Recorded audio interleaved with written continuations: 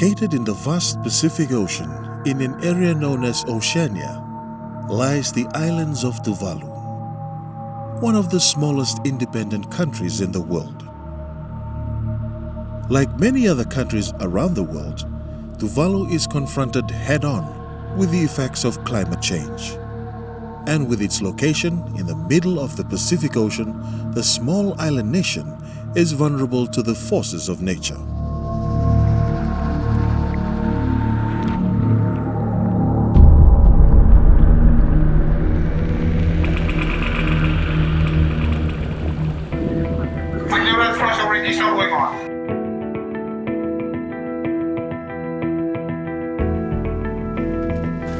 Tuvalu is very much aware of its vulnerability and understands the challenges associated with it. That is why over the course of the last decade or so, the government has been implementing climate change adaptation methods and at the same time raising awareness nationally to prepare the population in the event of a natural disaster.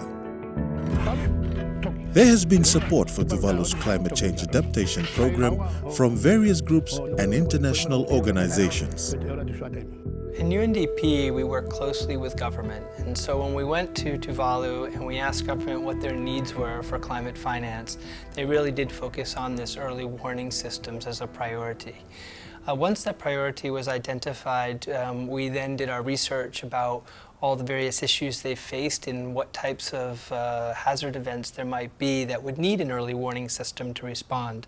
So in this case, cyclones was one of the hazards they identified where they needed very robust early warning systems prior to the cyclone hitting to be able to warn people and to get to each of the outer islands. So in Tuvalu, there are outer islands and then there's the main island, and the communication between these islands is very limited. And so the idea behind it was that the government wanted to be able to communicate in a robust manner between Funafuti, the main island, and the outer islands. And so based on that, we helped them design this intervention.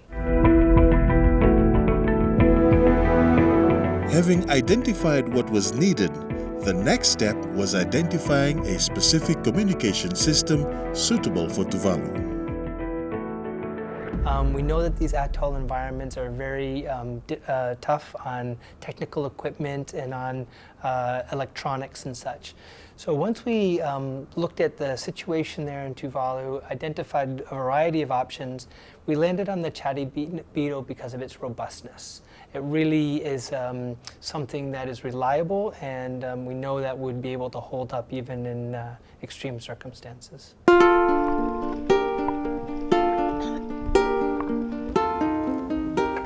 Funded by the Global Environment Facility, GEF, the National Adaptation Plan of Action, NAPA 2, is the first of its kind for Tuvalu and is an important and integral plan for the long-term sustainability of climate change adaptation in Tuvalu.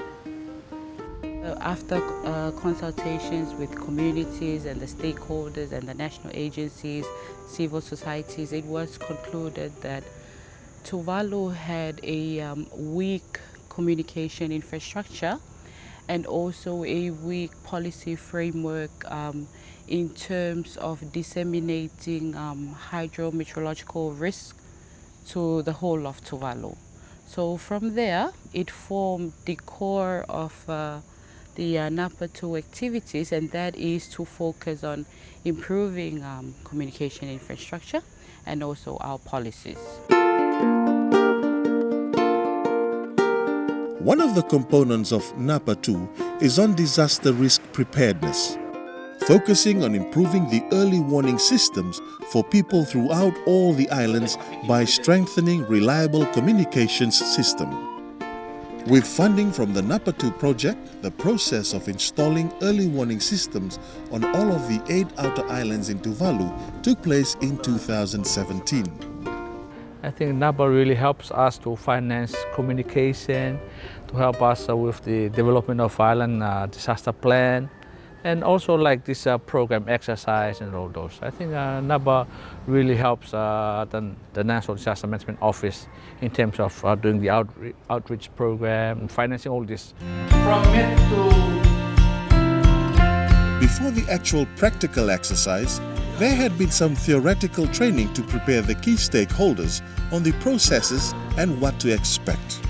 The project that we're working on this week here in Tuvalu is the second phase of the exercise management program. It was conducted earlier in June, where we did the theory component of the activity. And this week we are doing the practical component, which is getting the participants to conduct an exercise and evaluate an exercise. So for the practical component, we are using a tsunami-based scenario. Those tsunamis are not very common or applicable or in a history of Tuvalu. It was thought that tsunamis do have a possible impact in Tuvalu, so it'd be good to practice the response plan.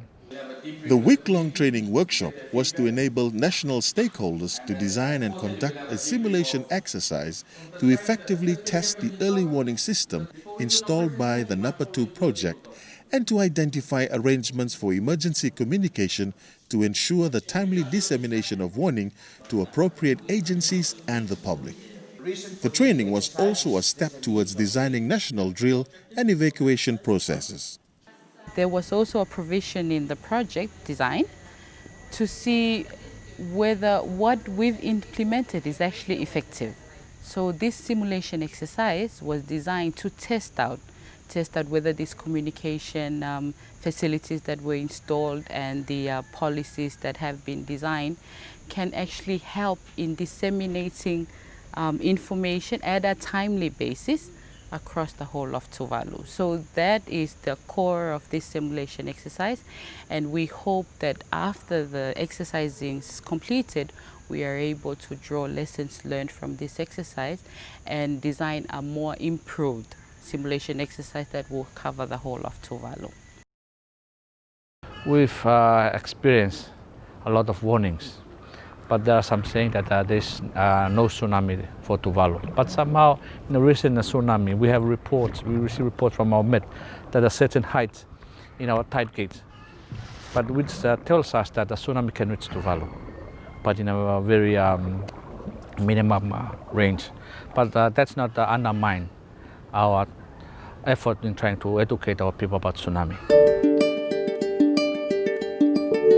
Identifying the location and the community to carry out the exercise was the first step. Lofengai, a community situated north of Funafuti, was selected as the site for the exercise. They select Lofengai to be a place to start such an exercise because I think only Lofengai has got a disaster committee established.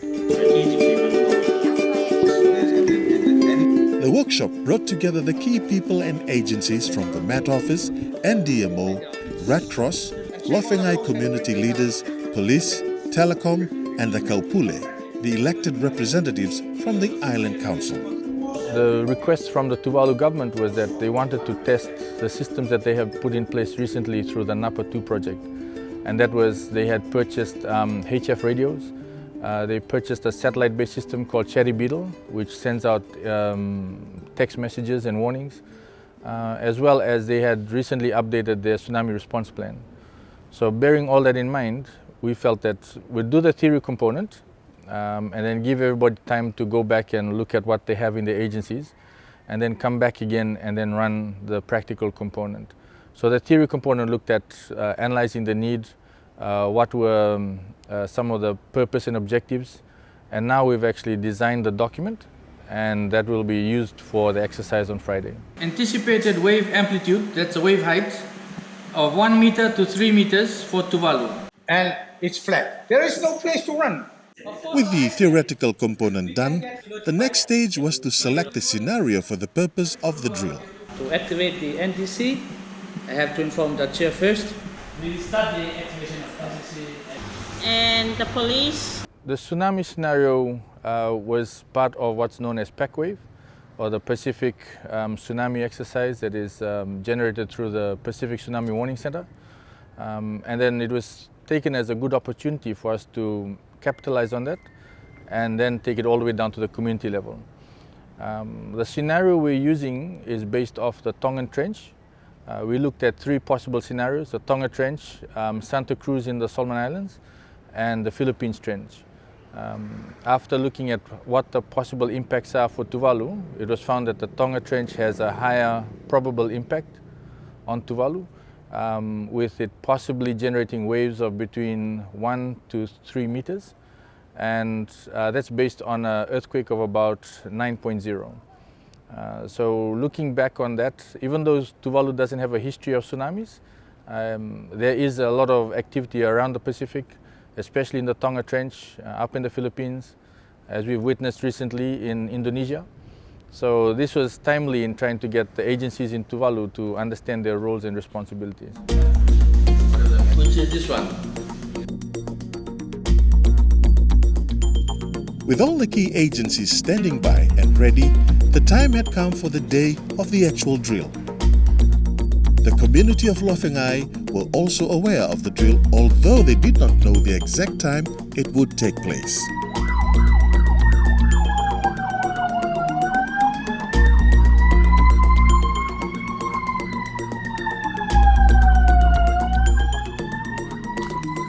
Well, this morning my granddaughter woke us up, me and my husband.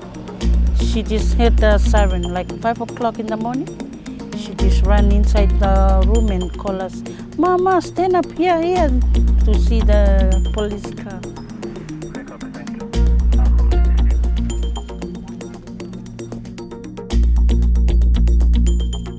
You know, it's amazing this morning because I don't know when the time for the drill, yeah? And yesterday night, and I told my brother, I think the drill will be early in the morning. And it was amazing this morning when I pray in the morning time, about 4 o'clock in the morning, and the Holy Spirit woke me up. I just leave the house and go and inform all the houses there. And that's why I came in the morning before the police came, and I start to inform all the houses.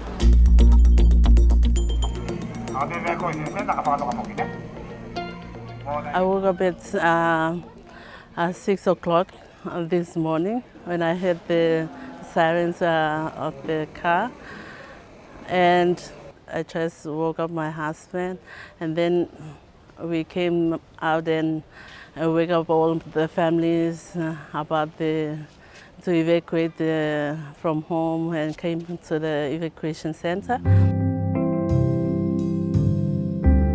Following the drill, it was time to review the exercise and see what lessons could be learned.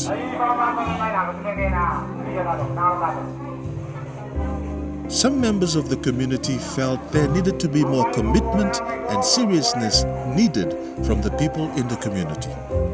A very important issue that some of the women raised is that they didn't take it seriously. Some people, we were discussing that night about when, you know, those red, green, blue, red lights, and then what needs to be done, what the person or the family needs to do.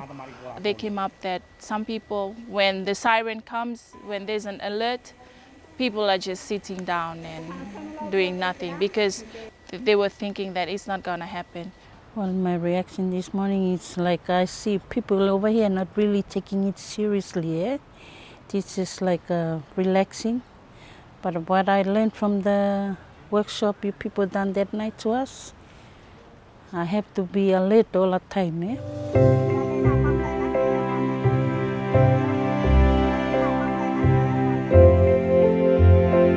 I think there's a lot of work that I think that we can work with the Lofengai Disaster Committee.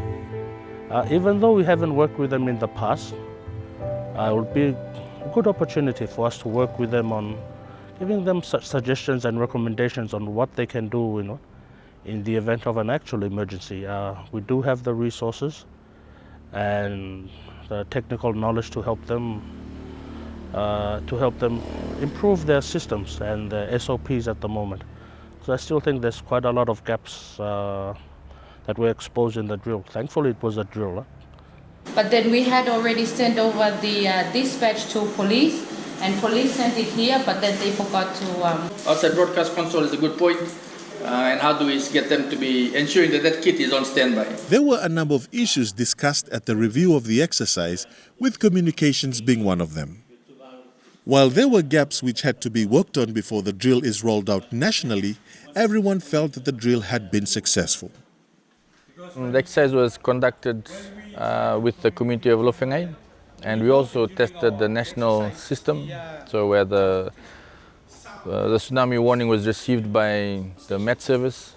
They activated the police and they activated the National Disaster Committee, and from there the warning was sent to the community. Being the first of its kind for Tuvalu, we also felt it was a good success based on the fact that everybody came together. There were gaps, there were parts that we did in the debrief that need to be improved next time. But for first off, we had the community evacuate. There was 200 plus people that evacuated, and that is a big plus for Tuvalu. For the government of Tuvalu, the drill was a major exercise. While there were expectations, no one really knew how it would turn out. The general response was to be alert and prepared. I was really happy that we had a drill. In the past, I've been part of the membership. We got called during the cyclones, very much more on the stormy weather that comes over, not so much on a tsunami. So for now, like coming back and being the head and also the person responsible to really call the shots, is quite something that I feel, I was really happy that I'm able to get exposure in that, and that the reaction that we need to properly give, because you are looking at a very limited time and it's life and death for people, so you have to do it in a serious way. Locations at the For the technical team, one of the major hurdles was the reliability of the internet. The key important issues, looking at it from the receiving of the warning from our international partners, it is definitely the internet was the main medium, but there's no backup. So there's something we need to consider. What is an alternative to receive these messages? And that's something that a discussion will need to be had with PTWC and the Met services to see how we can get that done. Another part that needs to be reviewed is, especially from the community level, how do we develop their community disaster plans and then help them do drills. It's true that tsunamis are not a primary threat for Tuvalu, but they are a threat. And alongside with that, they can also do drills for evacuation centers, for cyclones. So it's a big plus at the moment.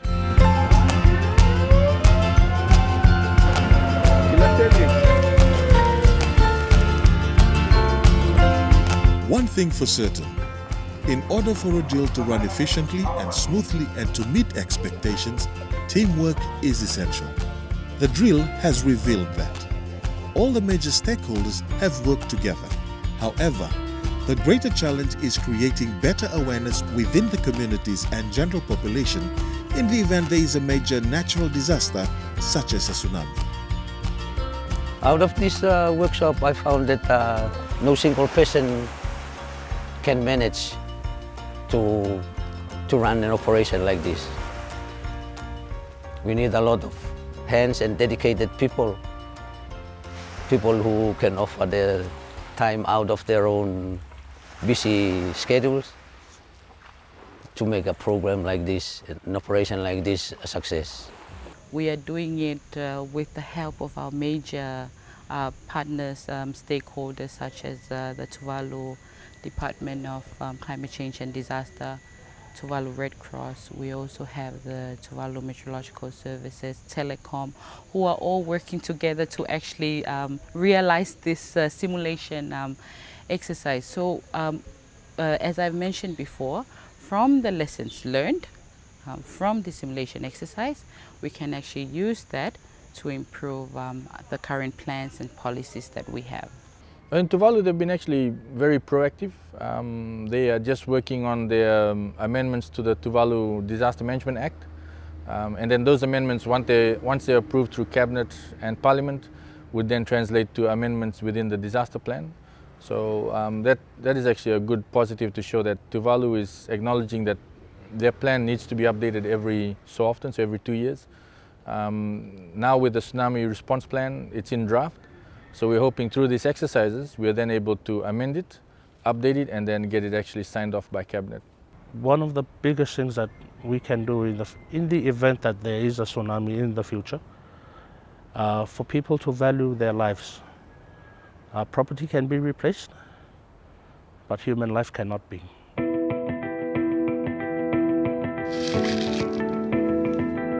The government of the small island state of Tuvalu continues to be in the forefront advocating the issue of climate change, creating greater international awareness while at the same time equipping all the islands with secure and more efficient communication system.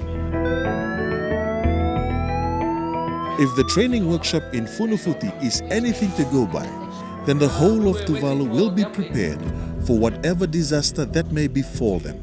They are not sitting and waiting idly by.